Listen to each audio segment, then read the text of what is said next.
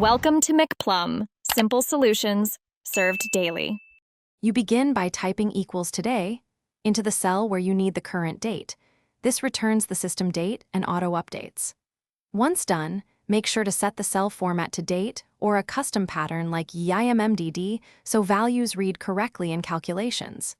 If you need a fixed snapshot, copy the cell and paste values to remove auto-update.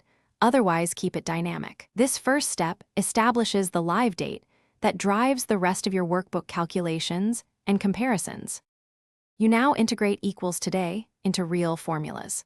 For example, equals today, A2 returns days since a past date, wrap with INT or round if you need whole numbers.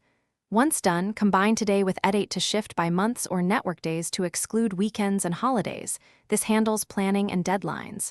Also use IF today, due date, overdue, on time to display status. Make sure to lock references with $ when copying formulas across rows, so calculations remain You finish by deciding whether the date should stay dynamic or become fixed. Paste values to freeze a snapshot for reporting. Once done, audit complex sheets because today is volatile and forces recalculation. Use it sparingly in very large workbooks to avoid slow performance. If results look wrong, make sure the spreadsheet's locale and your computer system clock are correct.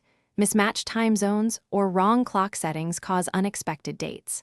Finally, document where today is used so future editors understand the live date behavior. Thanks for watching. Stay juicy and subscribe.